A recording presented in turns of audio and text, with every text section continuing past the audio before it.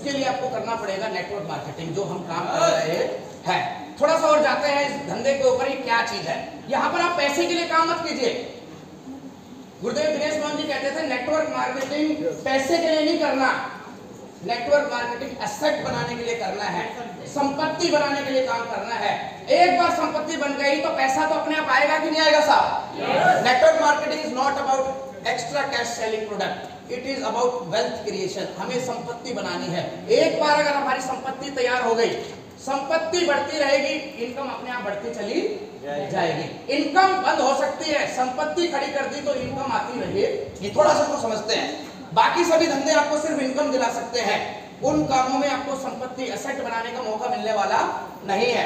Network marketing आपको पहला ऐसा प्लेटफॉर्म है जो आपको एसेट क्रिएट करने का मौका देगा। कैसे एसेट की थोड़ी हम समझते हैं इसको थोड़ा सा। मान लीजिए आप जिस भी शहर में रहते हैं वहां आपको कोई दुकान किराए पे लेनी है या मकान किराए पे लेना है, ले सकते हैं कि नहीं ले सकते? क्या देना पड़ेगा उसका? सिंपल सी बात है, किराया देना पड़ेगा। उस चीज का जिसका आप किराया देंगे उसकी कुछ कीमत होगी या नहीं होगी, तभी तो किराया देंगे ना। मान लीजिए 5,000 रुपए का आपने कोई मकान या दुकान किराए पे ली, तो उसकी अमूमन क्या कीमत रहेगी आपके एरिया में? 10, 12, 15, 20 लाख कुछ हो सकती है आपके एरिया, सिटी टू सिटी। अगर आने वाले दिनों में उस प्रॉपर्टी की वैल्यू 15 ही लाख रहेगी या बढ़ेगी या घटेगी? अमूमन बढ़ती है या घटती है? अगर उसकी कीमत बढ़कर 15 लाख से बढ़कर 25 लाख हो जाएगी, फिर भी मकान मालिक, दुकान मालिक उतना ही किराया लेगा या किराया बढ़ा देगा?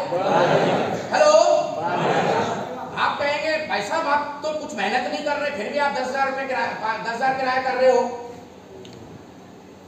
मकान मालिक कुछ नहीं कर रहा। 15 लाख से 25 लाख होने में मकान मालिक, दुकान मालिक ने कुछ किया नहीं। प्रॉपर्टी वैल्यू समय के अनुसार बढ़ी, वैल्यू बढ़ गई तो ऑटोमेटिकली प्रॉपर्टी से आने वाली इनकम बढ़ी कि नहीं बढ़ी? क्या वो 25 लाख ही रहेगी उसकी वैल्यू? बढ़कर 50 लाख हो जाएगी तो किराया बढ़कर, क्या उसने 25 लाख से 50 लाख होने के लिए कुछ किया? कुछ नहीं किया। वही उसकी वैल्यू बढ़ती जाएगी, 1 करोड़ हो जाएगी तो किराया, प्रॉपर्टी की वैल्यू बढ़ने के साथ साथ मिलने वाली इनकम बढ़ेगी कि नहीं बढ़ेगी साहब?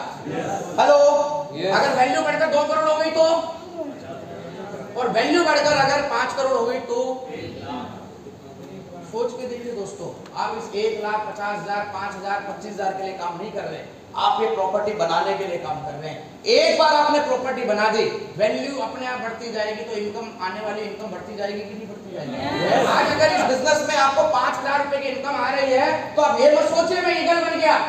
आप इस मानसिकता के साथ काम कीजिए कि मैंने 15 लाख रुपए की दुकान बना ली दोस्तों। अगर आपको 3 लाख की रॉयल्टी आ रही है तो ये सोच के मत काम कीजिए कि 5 साल हो गए 30,000 रुपए आ रहे हैं। ये सोच के उत्साहित रहिए कि 1 करोड़ रुपए का सेट मेरा तैयार हो गया है। और अगर आप 2 लाख रुपए, 1 लाख रुपए महीना कमाने लग गए हैं तो ये सोच लीजिए कि आपने 10 करोड़ रुपए की प्रॉपर्टी तैयार कर ली।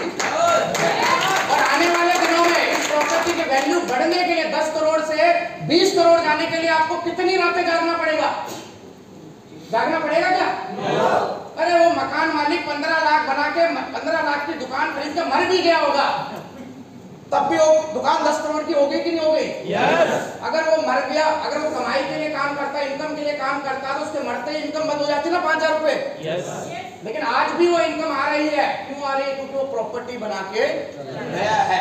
आपको भी ये समझना है कि आप इनकम के लिए काम नहीं कर रहे, आप प्रॉपर्टी के लिए काम कर रहे हैं। एक बार प्रॉपर्टी बना लीजिए, इनकम जिंदगी भर आती। अब हमारे बिजनेस में हमारी प्रॉपर्टी क्या होती है? हमारे लोग, हमारी टीम, प्रॉपर्टी की वैल्यू बढ़ती रहनी चाहिए। कैसे बढ़ती है थोड़ा सा इसको समझते हैं। आप ये तो समझ गए हमारी टीम क्या है? हमारी प्रॉपर्टी। क्लियर है? प्रॉपर्टी की वैल्यू कैसे बढ़ती है थोड़ा सा इसको समझते हैं। पहली प्रॉपर्टी की वैल्यू बढ़ती है प्रॉपर्टी के लेने के समय के अनुसार। मुझे याद है 2013 में हमने प्लॉट लिया गुड़गांव में 50 लाख रुपए का। आज भी उसकी कीमत लगभग उसी के रेंज में है, 50, 55, 60, 65, कोई बहुत ज्यादा नहीं बढ़ी है। लेकिन मुझे यह भी याद है कि उस एक व्यक्ति ने हमसे 3 साल पहले उसी एरिया में प्रॉपर्टी ली थी 30 लाख की, आज वो 60 लाख की हो गई है। उसी एरिया में एक व्यक्ति ने हमसे 2 साल बाद प्रॉपर्टी ली थी मंदी में, उसकी भी प्रॉपर्टी बढ़कर डबल हो गई है, लेकिन हमारी प्रॉपर्टी उतनी नहीं है क्योंकि हमने जाने अनजाने में एक गलत समय पे इन्वेस्ट कर दिया। इस बिजनेस में भी बिल्कुल ऐसा ही है दोस्त। आज से 10 साल पहले जो जुड़े होंगे, आपको लगता है उनके लिए बहुत आसान रहा होगा? आज से 10 साल बाद जो जुड़ जाएंगे, ऐसा लगता होगा उनके तो जिसके पास जाएंगे सब जुड़ जाएंगे उनसे? This is the golden time. ये इस बिजनेस को करने का सबसे सुनहरा दौर है। 10 साल पहले जाते किसी के पास कोई सुनने को तैयार नहीं था, 10 साल बाद जाओगे तो कोई सुनने वाला मिलने को तैयार नहीं होगा। आज लोग सर्च कर करके ढूंढ रहे हैं direct selling, MLM, RCM business YouTube पे। आपको तो सिर्फ जाने की जरूरत है, कम करके काम करना, सही समय पे काम करने का अंतर समझिए। 10 साल पहले जो लोग जुड़े थे उनसे ज्यादा बड़ी अचीवमेंट अगले 3 साल में आप ले सकते हैं, क्योंकि ये 3 साल काम करने के सबसे फर्टाइल टाइम होने वाले हैं।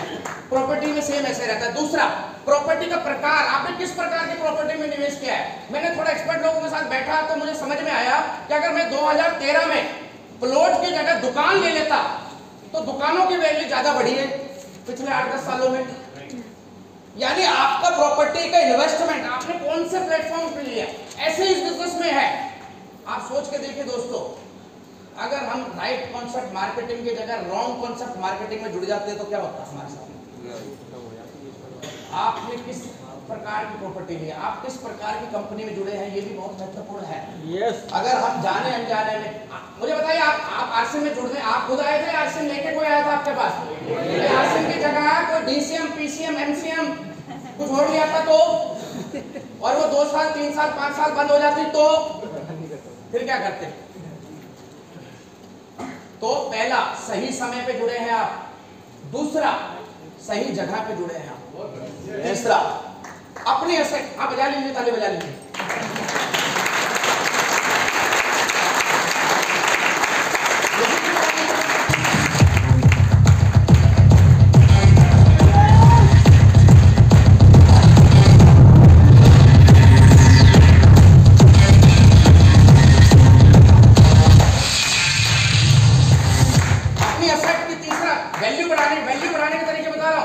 अपने एसेट की सही रखरखाव कीजिए। मान लीजिए मैंने एक मकान लिया, एक फ्लैट लिया आज से कुछ साल पहले, और मैंने उसका किराया रखा 5,000 रुपए, और मैंने इन 5 सालों में उसमें कभी डेंटिंग पेंटिंग कोई रंगाई पुताई नहीं करी, जाले लग गए हैं, उसके पापड़ी उतर रही है। अब मैं जाऊं किराएदार के पास और बोलूं भाई साहब इसका रेंट बढ़ाओ थोड़ा सा, अभी थोड़ा कुछ बढ़ेगा 5-10%, क्या वो बढ़ा लेगा? बोलेगा भाई साहब ये देखो मैं शुक्र है मैं रह रहा हूँ यहाँ, नहीं तो जाले रह रहे हैं तो ज्यादा। लेकिन उसी मकान की मैं समय समय पे रंगाई पुताई करते रहूं, उसको चिकना चपाट बना के रखूं, तो उसकी वैल्यू बढ़ेगी कि नहीं बढ़ेगी? यहाँ पर आपके लीडर 3 साल पहले आपने जोड़ा, 3 साल बाद भी वो बेचारा बिगिनर पे ही है। अब वो जिसके पास भी जाएगा और उसको बोलेगा मैं 3 साल से जुड़ा हूँ और बिगनर ही हूँ, तो कोई जुड़ेगा उसके साथ? अरे भैया उस लीडर की थोड़ी सी चिंगाई पिचाई करो, उसकी रंगाई पुताई करो, कोट काट बदलवाओ, पिन बदलवाओ, इनकम पे पहुंचाओ। हाँ तुलसी पेंट का कुछ कोई सा भी पेंट लगाओ भाई, उसकी पिन बदलवाओ। अगर उस लीडर की ग्रोथ नजर आएगी लोगों को, चलती हुई गाड़ी में बैठना लोग पसंद करते हैं। अरे वो व्यक्ति किसी के पास गया था 1 साल पहले तो बिगिनर था, आज अगर वो व्यक्ति किसी के पास जाए रॉयल्टी अचीवर के लेवल पे, ऑटोमेटिकली उसकी वैल्यू और आपकी वैल्यू बढ़ जाएगी। आप सोच रहे हैं कि मेरी रॉयल्टी टेक्निकल में कन्वर्ट क्यों नहीं हुई? पहले ये देख लीजिए बिगिनर वाले का स्टार्टर बनवाया कि नहीं बनवाया आपने? आप अपनी रॉयल्टी की चिंता छोड़ दीजिए, बिगिनर का स्टार्टर करवा दीजिए, स्टार्टर का ओपनर करवा दीजिए, स्टार की रॉयल्टी और रॉयल्टी का टेक्निकल अपने आप हो जाएगा। तो आपको चेक करना है, अपने एसेट का रखरखाव कीजिए। लोग आपके एसेट है, आप अपने चेक के चक्कर में मत लीजिए। बहुत सारे लोग गलती करते हैं। अगर किसी व्यक्ति का बिजनेस 1,13,000 पे रुक गया है तो आपको क्या करवाना चाहिए? ये मत कहा करो सर मैंने जानबूझ के नहीं करवाया, मैंने भाई क्यों नहीं करवाया? बोलो सर मैं उसको सबक देना चाहता था, इतना सीनियर होके भी 1.15 नहीं कर सकता, लास्ट टाइम में सो गया जल्दी। तो आपको क्या लगता है उसको सबक मिल गया? 3 महीने बाद वही बिजनेस आ गया 55,000 पे। 6 महीने बाद वही 55,000 का बिजनेस आ गया 25,000 पे। अब मेरे को बताओ ईमानदारी से सबक किसको मिला? एक 13 का अगर आप एक 15 करवाते, उस व्यक्ति की ग्रोथ होती, उसके घर में इनकम आती, तो ऑटोमेटिकली उसको सबक मिल जाता है ना कि काम करने से पैसा बढ़ता है। अगर वो ग्रोथ करता है तो आपकी वैल्यू अपने आप बढ़ जाती है कि नहीं बढ़ जाती? समय समय पे असेट को चेक करते रहिए।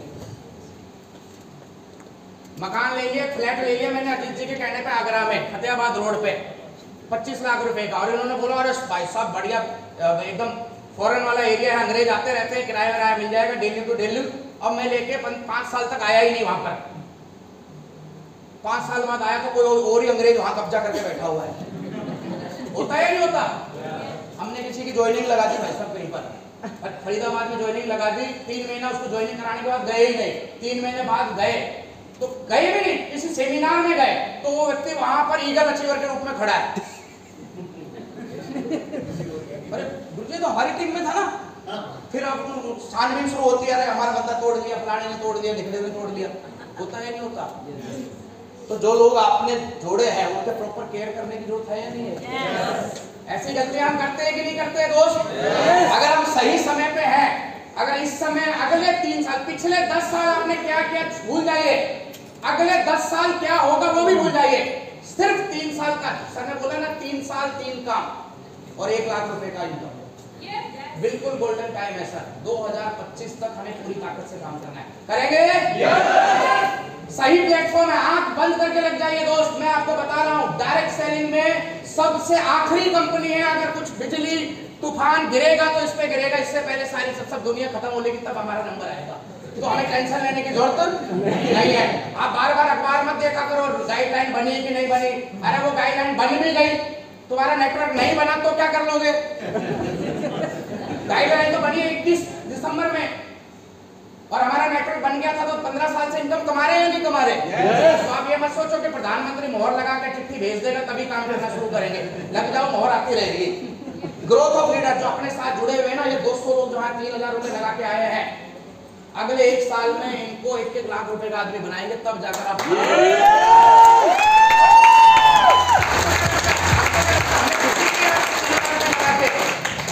दोस्त। हम लोगों ने आपके 3,000 रुपए को कम से कम 3 लाख रुपए कमाने की तैयारी करने के लिए आपको यहाँ बुलाया है। हमें आपसे ज्यादा टेंशन है आपके ग्रोथ की, और समय समय पे चेक करते रहिए। जिनको आपने जोड़ दिया उनको छोड़ना नहीं है, उनके ध्यान रखना है। जितने आप ये छोड़ते जा रहे हो ना, ये अपने लिए आप दुश्मन पैदा कर रहे हो। ये सपोले पाल रखे हैं आपने। खतरा उनसे नहीं है जो आश्रम नहीं कर रहे, खतरा उनसे है जिनको हमने करवा के छुड़वा दिया है रास्ते में। हेलो, तो ये इस चीज से करें। नेटवर्क हमारी टीम, हमारा असली संपत्ति है। धीरे धीरे इस तरीके से काम करना है कि आपकी समय के साथ साथ आपकी वैल्यू बढ़ती चली जाए। काम इस तरीके से करो कि आपकी एक्टिव इनकम कब ऑटोमेटिकली पैसिव इनकम में कन्वर्ट हो जाए, आपको पता ना चले। आपका बिजनेस जैसे जैसे बढ़ रहा है, आपका सिस्टम अगर सही है, तरीका सही है, तो आपका जो इंजॉयमेंट है वो बढ़ना चाहिए। मुझे बताइए, 2 लोग नदी में एक नौका पे घूम रहे हैं और वो नाव डूब रही है। अब नाव डूब रही है तो एक आदमी को तैरना आता है, एक को नहीं आता, और एक उनका दोस्त किनारे पे खड़ा हुआ है। तो वो जो नाव डूबेगी तो दोनों छटपटाएंगे। ज्यादा कौन छटपटाएगा? जिसको आता है, जिसको नहीं आता। हाथ पांव मारता हुआ कौन दिखेगा बाहर किनारे से? मेहनत, उनमें से मेहनत कौन करता हुआ ज्यादा दिखेगा? जिसको नहीं आता। बाहर खड़े आदमी को तो लगेगा ये बेचारा बहुत मेहनत कर रहा है, लेकिन डूबेगा कौन? समझ जाइए, जैसे जैसे आपका बिजनेस ऊपर जा रहा है तो आपको समझने की जरूरत है आपकी फिजिकल मेहनत कम होनी चाहिए।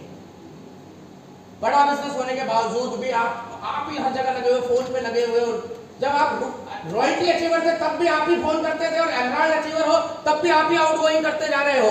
तो इसका मतलब आपका तरीका कहीं ना कहीं गलत है।